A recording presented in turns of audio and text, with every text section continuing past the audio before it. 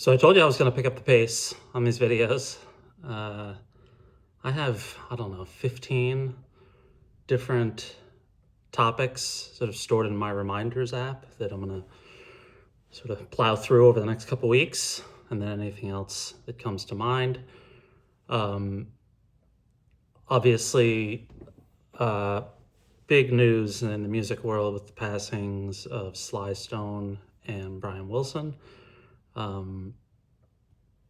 will be honest, Sly and the Family Stone, I don't know all that well.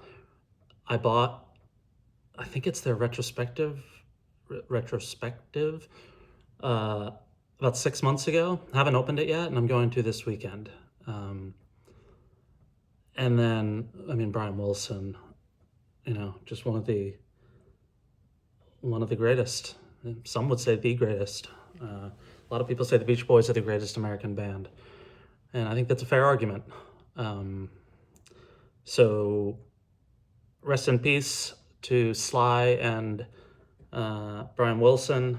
And the topic today is something I've been thinking about for a while, and strangely I've never done a video on. And these are records with staying power, as the title says.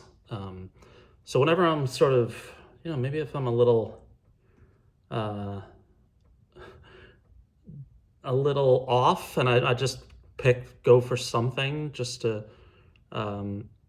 sort of get me to sort of alter my mood a little bit. These are the 10 records that I grabbed that I go to probably the most. They're not, some of them are my favorite records, but they're just records that hold up well, really well, on many, many repeat listens. Some of you guys might totally disagree, but here they are. And the first one is probably the one I've gone to the most, maybe in my life, and it's Steely Dan's Can't Buy a Thrill. This came out in 1972, and in high school, huge record for myself as well as my friend George, my friend Bob. We used to play this record all the time on cassette. It was probably this and maybe Born to Run that we played the most. This is probably my junior year in high school.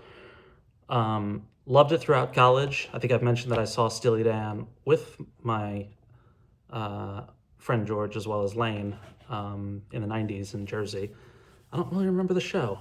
I don't know if I assume we were probably drinking, but I don't remember the show much at all. But this, some of my favorite, over Midnight Cruiser, there's a line in there that was my yearbook quote. I had 2 yearbook quotes in high school. Someday we'll look back on this and it will all seem funny, from Rosalita, Springsteen. And Midnight Cruiser, what's the line? No, I couldn't think of it. I can't think of it. Actually, I still have my high school yearbook. But this was, and I still turn to this record all the time. So Steely Dan's Can't Buy a Thrill, probably, it's my probably number one safe bet record. This, I was just driving back from a meeting, and Highway 61 came on, and I had that exact same feeling. Like, this is always sounds new. Even Like a Rolling Stone, which I have heard 4 billion times.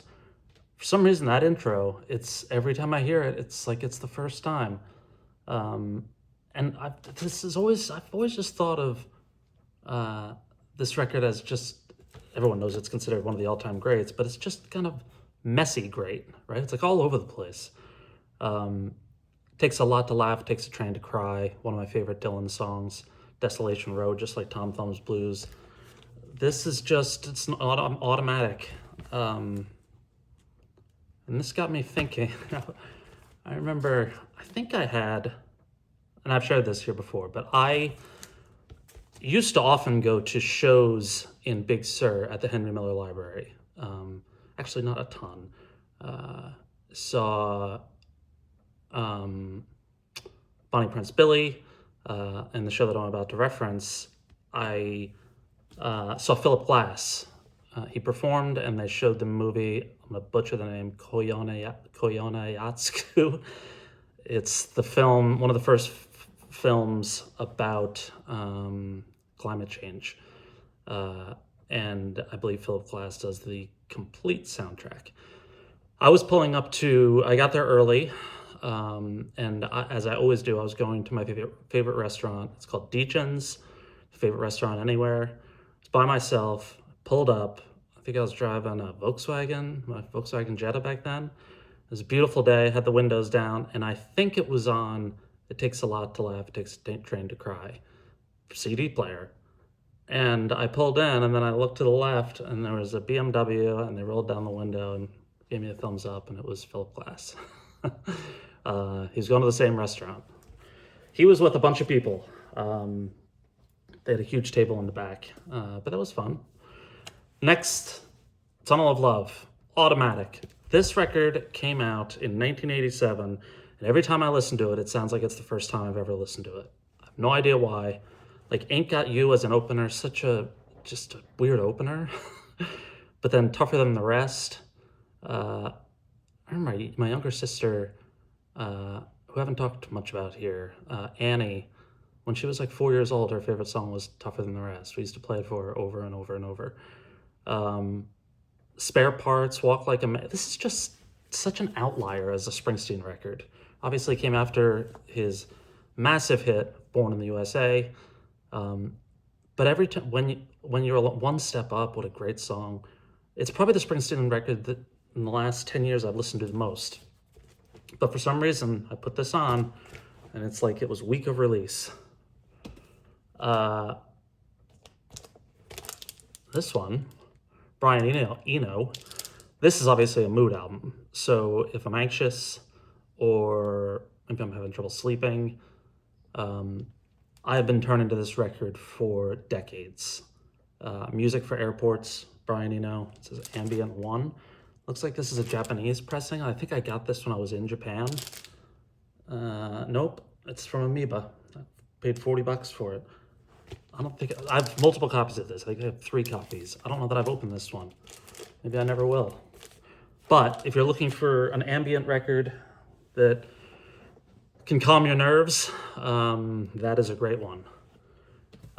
Next, Jayhawks, Sound of Lies. You know, now that I'm starting to pick up a trend here, all of these records are sort of all over the place. And maybe that's why I return to them, because there's such a mix of sounds. And like, this is the first Jayhawks record after Mark Olson exited the band. Came out in 1998, I think, 97. Lane, it's one of his favorite, may have been his favorite, no, it's top 5. Definitely in his top 5 of all time. I saw the Jayhawks with both my brothers on this tour in Columbia, South Carolina, in whenever this came out, 98-ish. But it's, you know, Man Who Loved Life and Think About It have always sort of, at least to my ears, sounded very different than the rest of the record. Like Trouble sounds more like a Jayhawks song, as does It's Up to You. And then 16 Down, Bottomless Cup, a great song. Sound of Lies, I think, is one of the prettiest, saddest songs I've ever heard. And of little surprise, I play it a lot.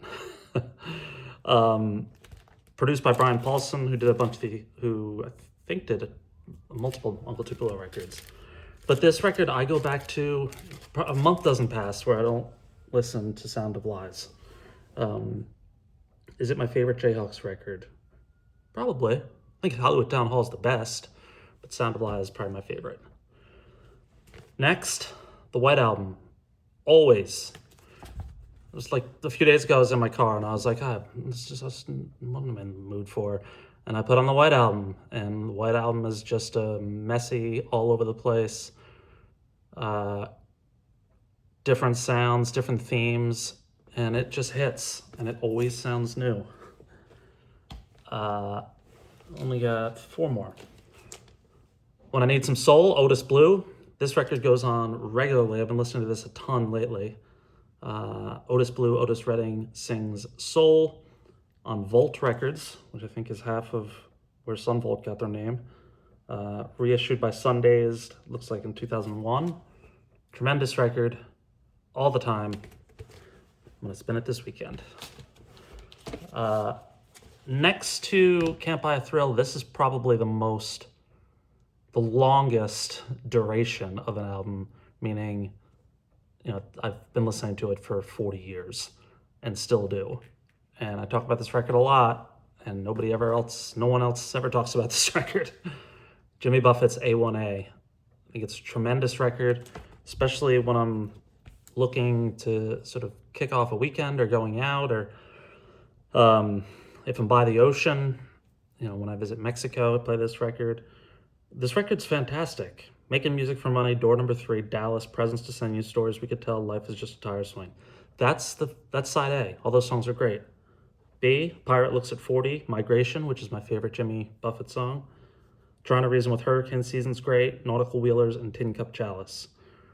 When they talk about, Pitchfork does that perfect 10 records, I want somebody to name this, because this is a perfect 10 record. Jimmy Buffett's A1A. Two more. When I sort of just want some straight ahead Americana with good lyrics, maybe reminiscent of like a Larry Brown novel, I go to Richard Buckner's Bloomed. Blue and Wonder, Rain Squall, Daisy Chain, Surprise Arizona, Gauzy Dress in the Sun. Reissued on Merge in 2014. I believe it initially came out, I'm not going to get it right, 94? I think 94. One of the most underappreciated songwriters ever. Ever. If you don't know Richard Buckner, I would start with this and Devotion and Doubt. Sense is also great, as is The Hill. Just a tremendous singer-songwriter. And finally, this one is not on vinyl. I learned about this record maybe 15 years ago after reading an interview with Tom Waits, where he cited this as one of his favorite records of all time. And it is, I don't know if you can see that. No, it looks blurry. How about there? Nope, still blurry. The Sinking of the Titanic by Philip Jack, Alter Ego. I don't know if those are names or if that is his alter ego. Beautiful packaging. Bought this at Amoeba. Comes with a postcard in here. I actually got this on vinyl in Scotland when I was there last year or 2 years ago. Had never seen it before on vinyl. I think it was reissued recently. This is just to calm the mind. It's, I think it's supposed to be the sounds that were heard on the Titanic through it's Gavin Bryars is the artist. I got that wrong. Maybe Philip Jack is his alter ego. It's called The Sinking of the Titanic, 1969 through, it ends there.